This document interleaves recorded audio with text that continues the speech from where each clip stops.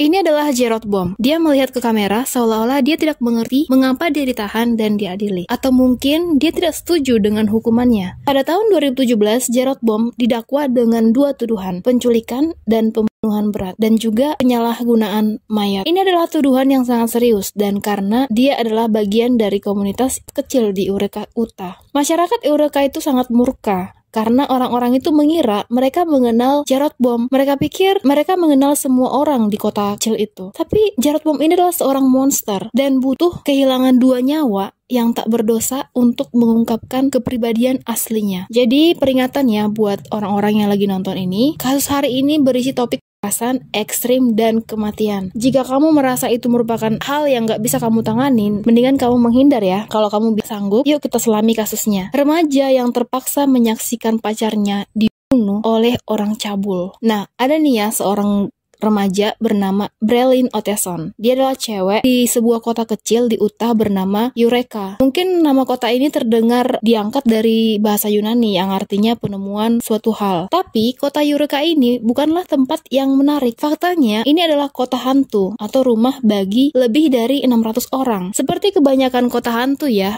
Eureka adalah kota pertambangan yang tertinggal karena kebanyakan orang itu penduduknya meninggalkan tempat itu ketika industrinya mulai tidak berjalan atau mati. Nah, ini adalah kota kecil yang sangat kecil atau bisa diklasifikasikan sebagai kota hantu. Mungkin Anda berpikir ya, ini adalah tempat yang sangat membosankan untuk ditempatin gitu. Apalagi sebagai anak muda, mungkin kamu akan segera kabur dari tempat ini. Tapi mungkin ada sisi baiknya juga. Coba pikir nih ya, semua orang tahu dan percaya satu sama lain. Itu adalah tempat yang sangat minim kasus di tempat-tempat kecil seperti ini. Karena orang-orangnya saling mengunjungi tanpa harus merencanakan. Terus mereka juga dapat mengandalkan satu sama lainnya, misalnya perihal untuk mengasuh anak-anak mereka dan juga membantu dengan kebutuhan dasar yang diperlukan. Di tempat ini, Anda memiliki seluruh keluarga yang tinggal dan saling kenal dengan beberapa generasi berikutnya. Dan tentu saja penduduk Eureka ini seperti semua kota hantu lainnya, ini semakin tua dan sepertinya mungkin sudah Anda duga semua anak muda mengepakkan sayapnya atau mengejar mimpi mereka itu dengan pergi dari kota ini menuju kota-kota besar. Tapi ini kisahnya di tahun 2017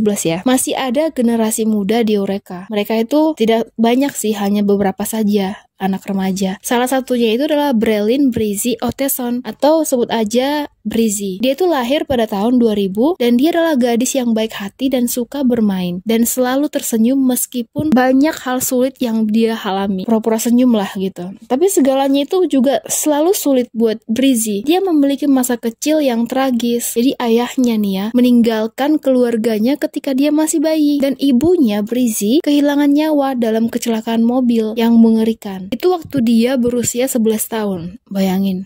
Jadi Brizzy dan ibunya ini sangat dekat dan tragedi ini merupakan suatu pukulan besar bagi keluarganya Brizzy. Dia pun tumbuh dalam kehidupan yang sangat sulit. Jadi hanya satu yang dia inginin, yaitu dicintai, merasa dicintai. Brizzy dan saudara perempuannya diadopsi oleh kakek mereka yang juga tinggal di Eureka. Nah, ayah kakeknya ini adalah baik hati dan suportif juga. Tapi sangat sulit bagi kakak beradik ini untuk beradaptasi dengan kehidupan baru itu. Namun, ada perubahan lain dalam kehidupan Brizzy yang membuatnya merasa bahagia dan penuh harapan. Nah, di tahun 2017 ini, Brizzy mulai berkencan dengan seorang pria yang membuatnya merasa dicintai dan diterima. Sejak awal, Brizzy yakin dialah orangnya. Jadi tantenya Brizzy nih ditanya ya, Amanda Han, apakah ini hanya cinta-cinta monyet ataupun hanya biasalah anak-anak remaja yang iseng atau hubungan yang serius? Terus tantenya ini bilang, ini serius kok karena hubungan ini menurutku bermakna. Dia merasa keponakannya itu aman bersama pria tersebut bernama Riley Powell. Dia itu berusia 18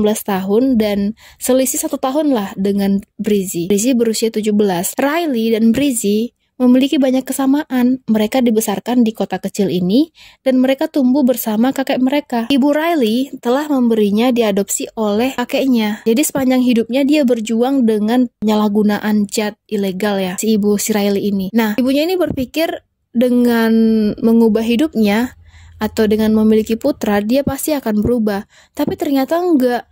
Ketika dia memiliki anak ini, dia malah tetap ke kebiasaannya tersebut. Jadi dia menyerahkan anaknya ini, si Riley ini, kepada ayah tirinya. Dan anehnya, dia tinggal hanya beberapa meter dari sekitar rumahnya dengan Riley dan ayah tirinya. Tapi dia nggak ingin menjadi bagian hidup dari Riley. Dia malah gak ada sama sekali menjumpai ataupun mengunjungi gitu.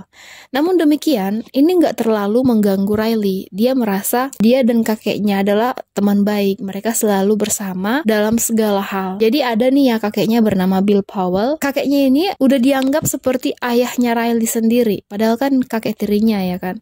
Nah, terus ayahnya ini juga bilang, iya aku mengadopsinya. Aku dan Linda yang merupakan nenek kandungnya Riley berpisah.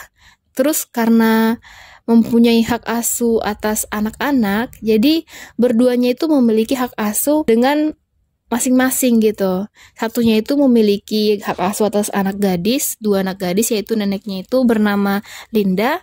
Sementara Bill Powell ini hak asuhnya atas Riley. Jadi saat ditanyain apakah Riley senang tinggal sama kamu?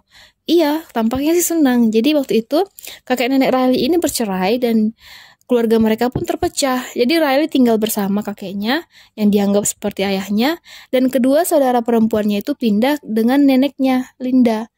Mereka pun pisah ya kan. Keluarga ini pun dianggap keluarga yang broken home. Jadi sesuatu yang harus ditanggung oleh Brizzy ataupun Riley. Jadi Riley pun harus bertahan nih ya. Karena memang seperti itulah kenyataan hidup. Tapi mereka berdua itu tumbuh menjadi orang yang dewasa dan penuh kasih sayang. Mungkin kesulitan itulah yang membuat mereka menyadari betapa pentingnya untuk tetap bersatu. Begitu juga dengan Brizzy. Riley pun merasa mereka itu memang masih sangat muda, tapi mereka adalah pasangan yang solid. Mereka memiliki rencana besar untuk masa depan. Sebelum Brizzy berusia 18 tahun, dia pun memutuskan untuk pindah dengan Bill dan Riley. Kedua sejoli ini memiliki kehidupan yang harmonis dan udah mengarang hal-hal yang baik di masa depan. Tragisnya, mereka ternyata tidak akan pernah bisa membuat rencana tersebut karena semuanya itu akan segera berakhir. Jadi Brizzy dan Riley sangat bersemangat ya tentang liburan musim dingin di tahun 2017, yaitu ada Natal dan Tahun Baru pertama mereka. Karena mereka baru bersama gitu kan di tahun 2017 itu. Nah, menghitung hari untuk menjelang Natal, pasangan ini pun tinggal bersama saudara perempuan Bill dan Riley gitu. Tepat sebelum tahun baru, mereka memutuskan untuk pergi merayakan liburan bersama keluarga besar Brizzy. Sekitar 1 jam perjalanannya dari Eureka. Nah, itu di tanggal 30 Desember 2017. Riley dan Brizzy pergi ke tantenya Brizzy yang bernama Amanda. Mereka makan malam bersama dan Brizzy menceritakan ada berita yang mengejutkan gitu.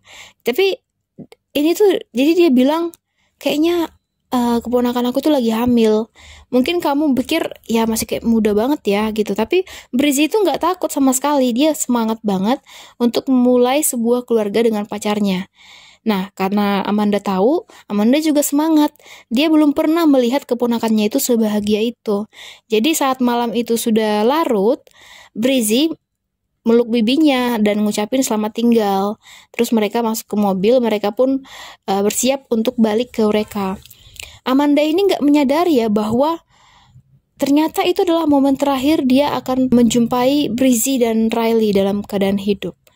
Karena setelah tanggal 30 Desember itu, semua orang sibuk dan bersiap-siap untuk merayakan pesta tahun baru di besok harinya, di tanggal 31 kan. Tapi keluarga Riley sedang menunggu nih pasangan mereka ini, pasangan Brizzy dan Riley ini kan. Mereka menunggu pasangan muda itu dan mereka pusing ya.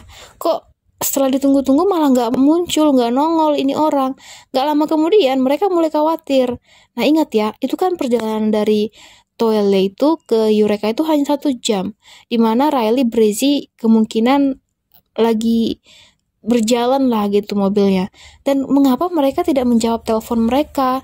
Sebenarnya ketika Bill, kakeknya Riley itu mencoba menghubungi Riley, dia merasa kayaknya teleponnya kok dimatiin gitu. Itu nggak seperti Riley, kok dia itu biasanya mereka itu baik Riley maupun Brizzy selalu bersedia untuk ditelepon ataupun menghubungi keluarga, mengabarkan apa yang terjadi. Ada yang gak beres nih. Mereka pun jadi kayak berasumsi yang lain kan. Dari sejak matahari terbenam sampai matahari terbit lagi, nggak ada kabar dari Riley itu. Nah, ketika Riley dan Breezy hilang, komunikasi mereka pun jadi terhalang gitu kan, terputus. Dan di tanggal 30 Desember itu, terus saat ditanyain, tantenya itu bilang nggak ada kabar sama sekali, nggak ada, aktivitas media sosialnya juga nggak ada, bahkan aktivitas kartu tabungannya juga nggak ada rekeningnya gitu. Jadi nggak ada yang melihat kendaraan mereka juga, nggak ada yang tahu di mana mereka berada. Bayangkan coba, aneh kan, ini kan kota kecil ya, di mana semua orang tahu keberadaan satu sama lain karena kecil. Orang tidak terbiasa dengan orang yang hilang, nggak ada tuh berita kayak gitu. Nah, keluarganya Riley dan Breezy ini menelpon semua kerabat dekatnya mereka. Mungkin mereka telah memutuskan untuk bertemu orang lain gitu kan. Jadi ditanyain lah apakah ada di sana. Dan ternyata ponsel mereka itu nggak nyala kan. Maksudnya di telepon juga mereka nggak ada yang tahu. Nah, di tahun itu mereka merayakan tahun baru sendirian sambil menangis karena cucu mereka nggak ada. Jadi pada dini hari tanggal 2 Januari 2018, kakeknya Breezy ini dan kakeknya Riley ketemu di kantor polisi di daerah Juab dan mengajukan laporan orang hilang. Mereka itu menerima laporan di kantor polisi ini di tanggal 2 Januari. Tanggal 2 Januari mereka laporkan hilang, mereka telah kehilangan perkiraan. Nah, 2-3 hari kemudian, waktu yang sangat lama bagi orang untuk dikabarkan hilang gitu kan. Jadi adalah berita buruk. Karena dikabarkan suhu di sana kan lagi dingin ya, jadi di bawah 10 lah gitu, karena musim dingin kan, di salju gitu. Dan kayaknya mungkin telah terjadi kecelakaan, asumsi nih, keduanya mungkin mati beku sekarang.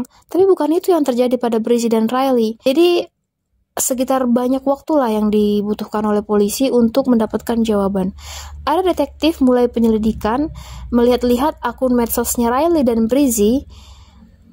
Mungkin aja ya, jadi dia merasa mungkin telah diancam oleh orang di sana, atau mungkin bertemu pada tanggal 30 itu dengan orang lain gitu. Nah, disinilah menjadi jelas. Memang gak lama kemudian mereka menemukan beberapa percakapan aneh di Facebook, yaitu ada percakapan dengan Morgan Henderson. Yang anehnya ini bahwa Morgan ini adalah orang yang cukup tua dari pasangan itu. Dia nggak memiliki hubungan dengan keluarganya mereka, dan dia tidak tinggal di Eureka. Dia tinggalnya di Mammoth, tidak jauh dari tempat Eureka ini. Dan satu lagi ada tanda-tanda nih. Pesan terakhir antara Riley dan Morgan dilacak itu hingga 30 Desember, di mana Riley dan Breezy dinyatakan hilang sore harinya. Jadi petugas mengundang Morgan untuk wawancara. Nah, Morgan ini pun kerjasama ya, kooperatif dan duduk bersama untuk bercerita gitu dengan polisi. Nah, dia memberitahu mereka bahwa pada malam tanggal 30 Desember itu keduanya telah mampir ke rumahnya di Mammoth dalam perjalanan dari Tualatin, Utah. Mereka mengobrol dan minum dan pergi setelah sekitar 40 menitan lah gitu. Jadi ketika pasangan ini pulang, itulah terakhir kali si Morgan ini melihat mereka. Petugas ini pun puas dengan jawaban Morgan. Oke, sejauh mereka meneliti, mereka melihat kayaknya nggak ada tanda-tanda yang mencurigakan deh. Mereka merasa ya udah kita lepasin aja nih si Morgan. Jadi kasus Riley dan Breezy ini pun menjadi kasus yang membutuhkan pencarian dan penyelamatan. Kemungkinan besar mereka itu hanya tersesat gitu kan, atau mungkin ada kecelakaan yang mengerikan malam itu. Tapi bukan berarti polisi ini malah menyempelekan ya. Jadi mereka tetap melakukan pencarian serius. Nah, paling lambat tanggal 3 Januari ada pihak polisi dari Utah ikut mencari, dan teman-temannya Breezy dan Riley dan juga keluarga dari pasangan ini mencari semua di area seluas 10.000 mil persegi dari Eureka, Utah sampai ke Tualatin, Utah. Sebenarnya hampir semua orang masuk Eureka ini telah bergabung dengan regu pencari ini. Ada peristiwa yang aneh, dan semakin banyak hari telah berlalu, semakin banyak orang yang mengkhawatirkan nyawa Riley dan Breezy. Tapi gak semua orang di Eureka itu mencari remaja ini. Karena, coba bayangin, ibunya Riley sendiri yang bernama Misty, itu gak peduli. Jadi pada awalnya dia merasa gini. Jadi kan tantenya menghubungi si Misty ini, ya kan, ibunya Riley. Dia bilang dengan menjawab pesan di tanggal 5 Januari. Mereka mengira mungkin Riley itu ada di sana kan, tapi ternyata si Misty ini menjawab dan bilang, "Makasih ya sudah bantu mencari. Saya harap saya bisa berbuat lebih," katanya gitu. Ya coba seorang ibu hanya ngomong kayak gitu, nggak ikut nyari gitu loh. Maksudnya ada banyak pasti yang bisa dia bantu. Kan dia bilang saya harap bisa bantu. Pastinya banyak lah yang bisa dia bantu dengan mencari gitu, pastinya ya kan. Tapi itu merupakan tanda-tanda yang aneh lah, mencurigakan. Seorang ibu apa yang kayak gitu, yang nggak tertarik mencari putranya yang hilang? Apakah mungkin dia itu adalah salah satu tersangka gitu? Apa mungkin ada lebih dari penyalahgunaan zat di balik penghindaran Misty ini? Jadi kakeknya Riley, Bill, malah sebaliknya, dia nggak pernah melewati satu hari pun saat mencari-cari gitu. Faktanya dia hampir nggak pernah istirahat dari matahari terbit hingga terbenam. Jadi 7 hari pertama sejak mereka dinyatakan hilang, Bill ini mengajak temannya juga untuk mencari. Dia mencari anak-anak itu, tapi bahkan dia saat lelah pun, setelah beberapa saat, dia tuh nggak peduli berapa banyak polisi yang telah ikut mencari, dia tetap mencari gitu. Jadi keluarga Will ini dan Brizzy ini pun memberikan hadiah, menawarkan ada sekitar $2.000 hadiah untuk informasi yang mengarah ke Riley dan Brizzy. Nah, dalam pengumuman itu mereka juga menyebutkan bahwa mereka itu yang paling nyari itu sebenarnya mobil Jeep mereka. Setiap kali mereka mencari Jeep, mereka mengira bahwa mereka pasti akan menemukan anak itu. Karena Jeep itu adalah kunci untuk menemukan Riley dan Brizzy. Nyatanya, nggak ada yang melihat Jeep itu. Hingga akhirnya tanggal 11 Januari, adalah patroli dari udara pakai helikopter kan, menemukan Jeep Riley yang terparkir di dekat waduk Cherry Creek. Nah, hanya sekitar 14 mil ataupun 20-an kilometer lah dari Eureka Reservoir Cherry Creek ke Eureka, Utah. Jadi begitu mereka menemukan Jeepnya, saat itu mereka mulai menyelidiki Jeep itu. Kan Jeep itu dilihat kayak ada sesuatu yang gak beres. Jadi dia itu tersembunyi di semak-semak dan jendelanya diturunkan dan 2 dari bannya telah disayat. Bannya itu dipotong dari samping dan belum tentulah dibilang menabrak sesuatu, itu disayat. Jadi disinilah tempat itu menjadi kayak kelihatan seram gitu. Karena ada pakaian Riley dan Brizzy ada di dalam mobil. Dan pakaian itu bersih, nggak ada tanda-tanda darah di pakaian itu. Dan nggak ada juga kayak hal semacam perjuangan atau perlawanan di mobil itu. Tetap saja orang-orang mengira, ya kan bannya sudah dirusak nih ya. Jadi mungkin melihat skenario-nya itu kayak dari lokasi Jeep itu, kedua bannya dikempeskan, dan ada bukti di kejadian, dan mungkin ya, bukti di kejadiannya itu bahwa Jeep ini telah dibawa ke lokasi itu agar mengecoh polisi. Jadi ada ban kempes, kemudian seorang melakukan ini agar mereka memotong ban itu, mengalihkan perhatian polisi kan. Jadi dari tempat yang seharusnya mereka cari. Tapi ada lagi banyak pertanyaan nih ya. Siapa tersangkanya? Apakah mungkin Morgan? Atau ibunya Riley? Atau apa yang menjadi motivasi mereka? Saat para penyelidik melihat setiap detail di mobil itu, mereka melihat bukti yang menarik, ada tali derek. Nah, sekarang polisi ini merasa cukup yakin bahwa kayaknya mereka tuh kayak ada yang gak beres nih ya, sesuatu permainan nih dibuat orang gitu. Jadi mereka percaya bahwa itu merupakan ada orang yang pernah melihat juga saksi, ada orang yang menarik Jeep ini, Jeep Riley. Pada hari yang sama, keduanya dilaporkan hilang. Nah, dan ingat ya, Eureka adalah kota hantu di mana semua orang saling mengenal, hingga saksi dengan mudah mengidentifikasi pengemudi sebagai Lee, yaitu pacarnya Misty. Perlahan tapi pasti kasus ini pun jadi orang mulai curiga kan, mulai dipertanyakan. Seperti keterangan saksi, dia bilang dia melihat pacarnya ibunya Misty ini yang menderek mobil itu. Dan tempat tinggal Lee juga saat itu dikunjungi sama polisi.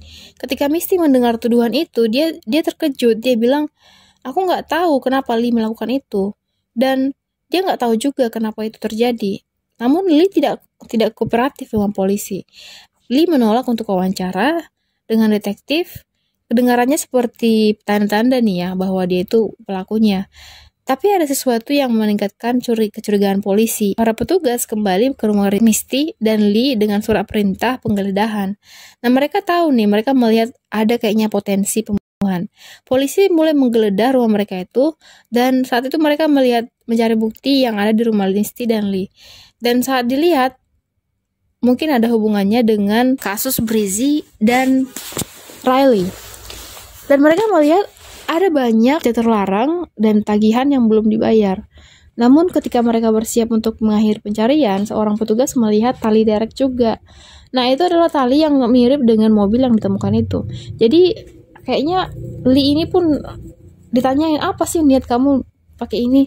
Nah, setelah polisi membuatnya berbicara, polisi merasa ya udahlah kita alihkan ke Misty, kayaknya kurang kuat nih gitu kan.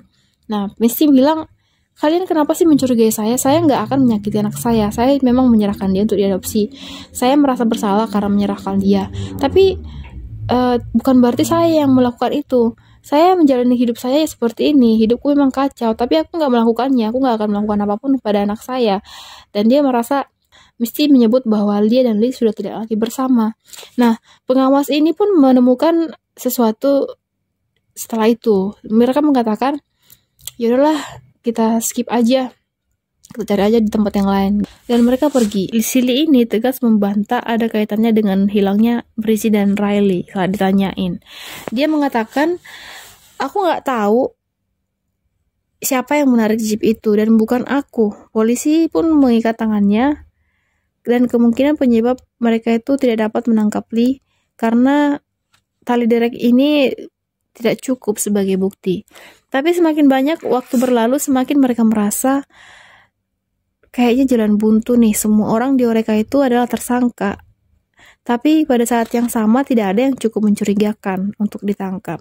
Jadi di April 2018, petugas memutuskan untuk melakukan satu upaya terakhir, yaitu mereka membawa anjing khusus jauh-jauh dari Tallahassee, Florida untuk mengendus lokasi-lokasi yang dianggap mencurigakan, ya kan, TKP. Nah, antara Toyle dan Eureka. Nah, di sana dibuat pencarian dari barat Eureka itu ke area Cherry Creek, dekat waduk Cherry Creek itu, di mana Jeep Riley berada. Nah, setelah seharian berkendara, tim tiba di kota kecil itu. Mereka berharap untuk menemukan Breezy dan Riley. Tapi mereka memiliki anjing yang bernama Paul Martin ini, yang ahli bidangnya, seorang antropolog dalam antropologi forensik, mengatakan anjing ini bisa mengendus bangkai ataupun manusia gitu kan. Bukan itu saja, anjing ini juga diikuti oleh drone gitu. Jadi biar tahu lokasinya di mana dia mengendus itu. Nah, petugas ini pun bergegas ke area yang mencurigakan. Tapi bahkan anjing ini pun atau drone itu nggak dapat menemukan Breezy dan Riley. Jadi ini pertama kali lah nih ya di tim Florida yang mengatakan udah banyak kasus yang menemukan dengan anjing ini, tapi ini kok malah kosong, sia-sia. Nah, polisi pun merasa kasus Breezy dan Riley ini adalah kasus yang perlu ditutup gitu kan, karena nggak jelas arahnya. 2 minggu kemudian adalah keberuntungan, dan ada masalah yang membuat kasus ini kembali dibuka lagi. Pada dini hari tanggal 28 Maret 2018, ada polisi dikasih tahu tentang seorang cewek yang ditangkap. Nah, polisi segera menghubungi keluarga remaja ini, ya si Breezy ini. Ada pagi ini mereka mendapat telepon ya di tanggal itu. Katanya si Amanda ini, bibinya Breezy, merasa semuanya tiba-tiba jelas gitu. Karena wanita yang ditangkap itu ditangkap karena ngebut di jalanan. Sebenarnya nggak masalah besar ya, nggak ada kaitannya dengan Breezy. Cuman wanita ini adalah Morgan Henderson, dan dia telah mengubah ceritanya tentang 40 menit yang dia habiskan dengan Breezy dan Riley. Nah, dia mengatakan bahwa mereka berdua itu sudah mati. Coba pada saat dia ditangkap karena ngebut di jalan. Nah, dia tahu juga di mana mayatnya itu dikuburkan. Nah, karena dikasih tahu, terus dibawalah ke lokasi itu kan, ke lokasi mayatnya itu. Terus membuat pengakuan lah dia, ya kan. Morgan ini membawa polisi ke daerah tambang yang tertinggal, nggak dipakai lagi. Di properti pribadi yang jauhnya sekitar 22 mil dari Waduk Cherry Creek, tempat mobil jeepnya Riley ini ditemukan. Nah, lokasi itu terbengkalai, ada sekitar kedalaman 1.800 kaki. Setelah dilakukan penyelidikan, polisi menemukan mayat Brizzy dan Riley dibuang seperti sampah di dalam lubang itu kan. Bayangkan coba, orang-orang sudah berharap berbulan-bulan keluarganya itu akan menemukan orang yang mereka cintai, ternyata dalam keadaan seperti itu. Pasti kan mereka frustasi banget ya, mengetahui bahwa selama ini ternyata mereka ada di sini. Ternyata kakeknya aja yang sudah mencari sampai ke negara lain, ke kota lain, nggak nyangka sedekat itu ternyata gitu loh. Nah, mereka pun sedih ya. Bibi Amanda itu juga berpikir, aku sebenarnya pernah nih berpikir untuk memeriksa tambang itu, daerah tambang, sejak hari pertama mereka hilang. Cuman itu kan milik pribadi, jadi nggak mungkin lah mereka bisa ke sana tanpa surat perintah. Nah, butuh waktu 3 bulan buat masyarakat Eureka ini mempelajari apa yang terjadi gitu loh. Kenapa bisa berakhir tragis seperti itu dengan Riley dan Brizzy. Tapi cerita itu pun belum terungkap. Setelah Morgan ini membawa polisi ke lubang tambang itu, nah akhirnya pun kan dia ngasih tahu bagaimana bisa dia tahu tentang hal ini gitu kan. Barulah dikasih tahu alasannya itu untuk mengumumkan bahwa Gerard Bohm adalah pelakunya. Dengan ditangkaplah dia dengan tuduhan penculikan, pembunuhan keji, dan Brizzy dan Riley. Nah, Gerard Bohm ini berusia 41 tahun dan merupakan pacar Morgan saat itu. Dia bukan pasangan yang baik loh, dia kasar dan suka ngontrol. Dan Morgan merasa terjebak dalam hubungan itu, hubungan percintaannya. Sifatnya si Gerard Bohm ini keji banget, dia merasa mencapai titik terendah. Jadi hidupnya itu suram lah. Natal 2017 itu, Brizzy dan Riley ini mengunjungi Morgan. Nah, Gerard ini melihat mereka itu bersama gitu kan. Loh, siapa ini? Dia mulai marah gitu. Dia marah dan mengetahui Morgan ini pacarnya ini bergaul dengan pasangan itu tanpa izinnya, dia pun berniat untuk menghabisi mereka. Jadi dia mengikat tangan dan kaki Brizzy dan Riley, kemudian menutup mulut mereka dengan selotip, dimasukkan gitu kan ke jeepnya, terus mengantar mereka ke daerah tambang yang tertinggal itu, membuat Brizzy dan Morgan memerintahnya untuk menonton. Brizzy ini harus menyaksikan pacarnya dipukuli, ditusuk, dirampok, dan dilempar ke pertambangan itu. Terus si Brizzy ini kan tahu kayaknya. Nah, Morgan di dalam mobil juga ikut nonton dengan kejadian ngeri itu, dan tapi dia takut untuk keluar dan panggil polisi. Dia membutuhkan waktu 3 bulan untuk memutuskan hubungannya dengan Gerard dan berbicara dengan polisi. Dan ini hanya terjadi karena Gerard itu baru-baru ini ditangkap karena ada pelanggaran yang dilakukan. Dengan begitu si Morgan ini merasa pasti si Gerard nggak bisa menyakiti dia dari dalam jeruji. Nah, ini adalah akhir yang benar-benar tragis dari pasangan muda itu, yang mana mereka sedang jatuh cinta dan udah mengarang masa depan mereka. Dan kakaknya itu atau saudara perempuannya itu mengatakan bahwa Brizzy tidak pantas menerima ini. Hidup mereka itu baru 17 tahun loh dan 18 tahun. Itu berita ini sangat heboh gitu kan. Bayangkan Anda itu mengenal semua orang di lokasi itu. Tapi kok bisa orang yang tadinya bahagia itu mendapatkan kabar tentang Gerard Bohm? Banyak orang yang merasa seperti hidup dalam kebohongan. Jadi ada 2 tuduhan nih ya. Pembunuhan berat, penculikan, dan juga penyalahgunaan mayat karena asal dilempar aja gitu, nggak dikubur. Nah, Gerard menghadapi hukuman mati. Morgan juga didakwa menghalangi pengadilan karena nggak ngasih tahu kebenarannya gitu kan.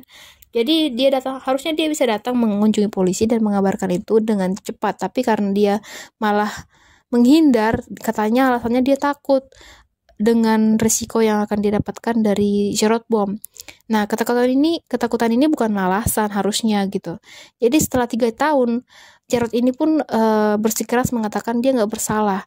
Dia kan selalu di kasus-kasus itu, di persidangan ada juga pengacaranya. Dan lihat aja nih bagaimana dia memandang keluarganya korban. Bisa dilihat penampilan dia itu kayak acuh gitu kan. Model wajahnya juga kayak biasa aja, kayak psikopat yang gak ada penyesalan, hanya kayak mengancam dalam diam gitu. Nah, di Februari 2021, kasus ini kembali menjadi berita utama. Keluarganya Riley dan Brizzy masih menunggu persidangan itu. Akhirnya Amanda mengatakan bahwa mereka itu merasa itu harus dikasusin gitu lah kan. Morgan juga nggak ada hubungannya sih dengan kedua kematian itu, tapi dia juga harus dihukum juga. Hakim pun menambahkan Morgan itu merupakan bagian dari keluarga dengan masalah penyalahgunaan jahat, karena Morgan sempat dituduh melakukan hal itu kepada Brizzy dan Riley, dituduh oleh Jarrod dan pengacaranya. Tapi menurut hakim ya enggak gitu, itu karena memang dari keluarga yang penyalahgunaan itu doang, bukan berarti kematian itu penyebabnya dia gitu. Dari Jarrod dan tim pembelanya ini terus menyerang Morgan karena dirasa telah mengatakan bahwa mentalnya si Morgan ini nggak stabil dan dia berbohong. Dan untungnya gerakan ini tidak bertahan. Hanya yang paling serius adalah Morgan ini, dialah yang menderek mobilnya Jeep si Riley. Jadi itu bukan Lee, tapi dia mengklaim dia melakukannya karena Jared mengancam akan bunuhnya jika dia nggak melakukan itu. Terus dia dikirim ke psikiatri gitu. Nah, dia di sana ditahan gitu kan. Sementara Bill dan kedua keluarganya itu mendesak juri untuk hukuman mati bagi Jarrod Bohm. Tapi karena Brizzy dan Riley kan nggak akan bisa hidup lagi. Nah, di November 2021, mereka meminta keadilan. Nah, jaksa mengumumkan nggak bisa lagi mengasih hukuman mati untuk mengakhiri hukuman mati di seluruh Amerika. Nah, ini pun ditutup. Akhirnya kasus ini adalah kasus yang cukup memakan waktu lama. Kasus ini dikasih tahu lah bahwa Jarrod ini dinyatakan bersalah atas semua tuduhan dan dijatuhi hukuman penjara seumur hidup tanpa kemungkinan pembebasan bersyarat. Nah, setelah itu ditanya lah kan keluarga Israel dan Brizzy ini, mereka bilang mereka itu bisa dibilang kalau senang sih nggak senang-senang amat ya, tapi ya setidaknya pelakunya sudah dijeruji besi, dibalik jeruji besi gitu. Jadi di tahun 2017 itu merupakan tahun yang pahit bagi mereka, tapi setidaknya mereka lega dengan Jarrod sudah ditahan gitu loh. Oke, terima kasih atas waktunya. Jangan lupa like, subscribe, dan share ya. Thank you for watching. See you in the next video. Sampai jumpa. Bye-bye. Take care.